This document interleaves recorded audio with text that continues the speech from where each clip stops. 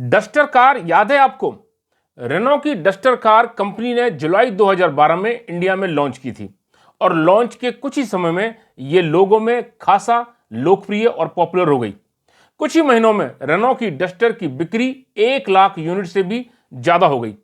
लेकिन जितनी तेजी से रेनॉ की डस्टर कार इंडिया में बिकनी शुरू हुई, लोगों में पॉपुलर होनी शुरू हुई, उससे भी ज्यादा तेजी से यह गाड़ी इंडिया की ऑटो मार्केट से बाहर हो गई। डस्टर खरीदने वाले लाखों कस्टमर्स को इस गाड़ी ने बहुत परेशान किया। लोगों को ढंग से आफ्टर सेल्स सपोर्ट या यूं कहें कि सर्विस सपोर्ट नहीं मिला। लोगों को स्पेयर पार्ट्स के लिए 4-4 महीने तक वेट करना पड़ा। जब डस्टर कार स्पेयर पार्ट्स के इंतजार में 4-4 महीने तक वर्कशॉप्स में खड़ी होने लगी तो लोगों की पेशेंस जवाब दे गई। कस्टमर्स ने डस्टर कार को इस कदर रिजेक्ट किया कि कंपनी को डस्टर कार का प्रोडक्शन इंडिया में बंद करना पड़ा। टोयोटा की इटियोस कार की कहानी भी डस्टर जैसी ही है। दिसंबर 2010 में टोयोटा ने Etios brand Etios cars India में लॉन्च की। उसके बाद 2 साल तक ये गाड़ियां इंडिया में खूब बिकी। लेकिन टोयोटा की जिस ब्रांड वैल्यू को कॉन्फिडेंस में रखकर कस्टमर्स ने इटियोस खरीदनी शुरू की थी, उस कॉन्फिडेंस पर यह गाड़ियां बिल्कुल भी खरी नहीं उतरी और कस्टमर रिजेक्शन के कारण टोयोटा को भी अपनी इटियोस कार्स इंडिया में बनानी बंद करनी पड़ी। डस्टर और इटियोस दोनों के ही एग्जाम्पल्स में कस्टमर की गलती सिर्फ इतनी थी कि कस्टमर ने गाड़ी की लुक्स और ब्रांड रेपुटेशन को ध्यान में रखते हुए गाड़ियां खरीद ली, जिसका खामियाजा कस्टमर्स को खराब सर्विस और खराब प्रोडक्ट के रूप में उठाना पड़ा। दोस्तों, डस्टर और इटियोस जैसे ही एग्जाम्पल आपको आने वाले टाइम में, आने वाले सालों में भी देखने को मिलेंगे, क्योंकि कुछ गाड़ियां, कुछ मॉडल्स ऐसे हैं जो लोगों के सरदर्द का कारण अभी से बन रहे हैं।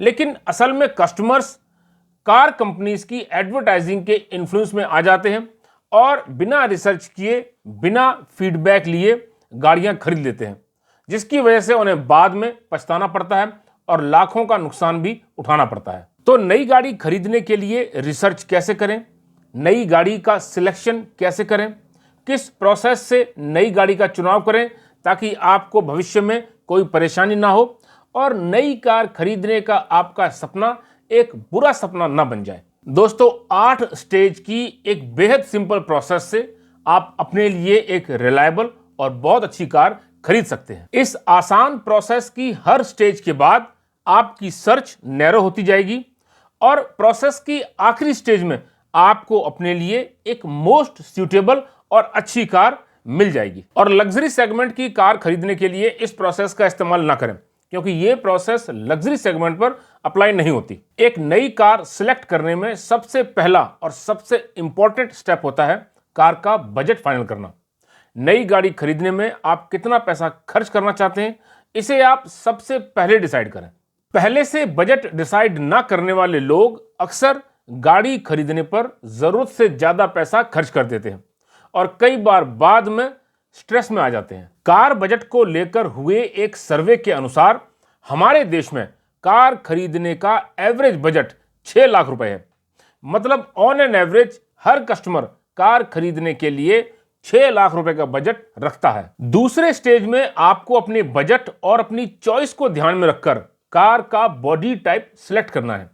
कार का बॉडी टाइप क्या होता है ये आजकल सभी को पता है, जैसे hatchback, SUV, compact SUV, sedan, compact sedan and so on. Car का बॉडी टाइप कैसे सिलेक्ट करना है इसे मैं आपको एक एग्जांपल की मदद से समझाता हूं। मान लीजिए आपने कार खरीदने के लिए 8 लाख रुपए का बजट डिसाइड किया है, तो सबसे पहले हम 8 लाख रुपए के बजट को कार्स की सबसे पहली category hatchback body type category में चेक करेंगे। इंडिया में 4,43,000 से शुरू होकर 12,35,000 तक की 19 हैचबैक कार्स मार्केट में अवेलेबल हैं। यहां हमने लग्जरी सेगमेंट की कार्स को इंक्लूड नहीं किया है। इन 19 हैचबैक कार्स की एवरेज प्राइस 7,27,000 रुपए आती है।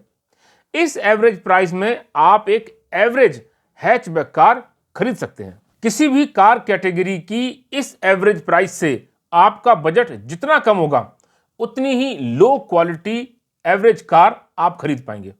और इस एवरेज प्राइस से आपका बजट जितना ज़्यादा होगा उतनी ही हाई क्वालिटी कार आप उस कैटेगरी में खरीद पाएंगे। तो 8 लाख के बजट के साथ आप हैचबैक बॉडी टाइप में एक एवरेज से अच्छी कार खरीद सकते हैं। हैचबैक कैटेगरी की तरह ही कॉम्पैक्ट एसयूवी कैटेगरी में भी 8 लाख के इस बजट को चेक करते हैं। कॉम्पैक्ट एसयूवी कैटेगरी में अभी 17 कार्स इंडियन मार्केट में अवेलेबल हैं और इनकी ऑन रोड प्राइस 6,65,000 से 16,52,000 तक जाती है। इन सभी 17 कार्स की एवरेज प्राइस जब निकाली तो वो 10,18,000 रुपये आई। तो इस लिहाज से वैसे तो कॉम्पैक्ट एसयूवी 6,65,000 से शुरू हो जाती है, लेकिन 8 लाख के बजट में आप below average low quality compact SUV ही खरीद पाएंगे, क्योंकि कॉम्पैक्ट एसयूवी कैटेगरी में एवरेज प्राइस 10,18,000 रुपये का है। इसलिए 8 लाख के बजट में आपको एक हाई क्वालिटी हैचबैक ही चूज करनी चाहिए। दोस्तों, कार का बजट और बॉडी टाइप सिलेक्ट करने के बाद अब आपको इंजन सिलेक्ट करना है। कार का इंजन डिसाइड करते समय आपको 2 पॉइंट्स पर डिसीजन लेना होगा, एक ट्रांसमिशन और दूसरा फ्यूल टाइप। दोस्तों, इंजन ट्रांसमिशन आपको ऑटोमेटिक चाहिए या मैनुअल, इसका डिसीजन आपको यही लेना है। ऑटोमेटिक गाड़ी चलाने में आसान होती हैं। मेट्रो सिटीज़ जहां बहुत ज़्यादा ट्रैफिक होता है वहां ऑटोमेटिक कार्स बहुत कंफर्टेबल ड्राइविंग एक्सपीरियंस देती हैं, लेकिन पब्लिक रिव्यू के हिसाब से ऑटोमेटिक कार्स माइलेज कम देती हैं, थोड़ी महंगी आती हैं और कई बार इनकी मेंटेनेंस कॉस्ट भी हायर साइड पर होती है। तो अपनी ज़रूरत के हिसाब से आपको ये सिलेक्शन करनी है। इंजन डिसाइड करने में दूसरा फैक्टर है फ्यूल टाइप। इंडिया में कौन से फ्यूल की कितनी गाड़ियां बिक रही हैं, इसका एक एनालिसिस आपकी स्क्रीन पर है। 2023 में पेट्रोल सबसे पसंदीदा फ्यूल रहा। 65% लोगों ने पेट्रोल कार्स खरीदी। पेट्रोल गाड़ी की परफॉर्मेंस और रीसेल भी अच्छी मिलती है। 18% लोगों ने डीजल, 13% लोगों ने सीएनजी, लगभग 2.5% लोगों ने इलेक्ट्रिक व्हीकल और लगभग 2% लोगों ने हाइब्रिड कार्स खरीदी हैं। दोस्तों, गाड़ी का फ्यूल टाइप सिलेक्ट करने में 4 पैरामीटर्स आपकी मदद करेंगे। पहला, आपका गाड़ी खरीदने का बजट। दूसरा, आपकी मंथली रनिंग कॉस्ट।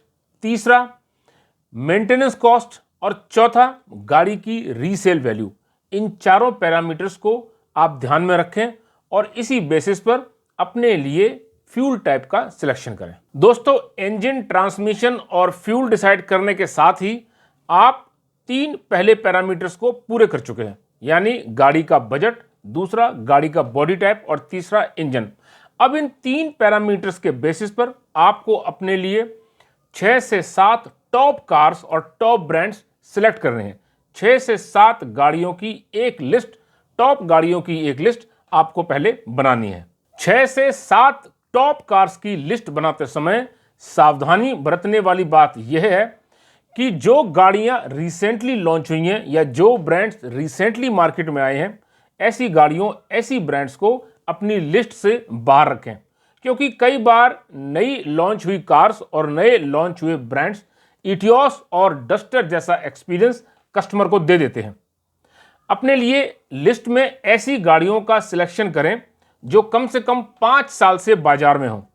लेकिन अगर आपको पैसे की कोई कमी नहीं है और आप रिस्क लेने की क्षमता रखते हैं तो आप नई गाड़ियों को भी अपनी लिस्ट में शामिल कर सकते हैं। 6 से 7 टॉप कार्स की लिस्ट बना लेने के बाद आपको इन सभी कार्स को सेफ्टी पैरामीटर्स पर चेक करना है। हिंदुस्तान में आज का कस्टमर सेफ्टी को माइलेज से ज्यादा तवज्जो देने लगा है। सेफ्टी के लिए बढ़ती हुई अवेयरनेस इस बात से पता चलती है कि एक सर्वे के अनुसार 92% कस्टमर्स इंडिया में सेफ कार्स खरीदना चाहते हैं और वो सेफ्टी को माइलेज से ज्यादा इंपॉर्टेंस दे रहे हैं। दोस्तों, आपको ऐसी कार्स नहीं खरीदनी चाहिए जिनकी सेफ्टी रेटिंग 3 स्टार से भी कम हो। अपनी बनाई हुई 6 से 7 कार की लिस्ट में से 3 स्टार से कम रेटिंग वाली सभी गाड़ियों को निकाल दें। सेफ्टी पैरामीटर अप्लाई करने के बाद और अनसेफ कार्स को लिस्ट से बाहर निकालने के बाद बची हुई गाड़ियों को प्रोडक्ट वारंटी के हिसाब से सॉर्ट कर लें।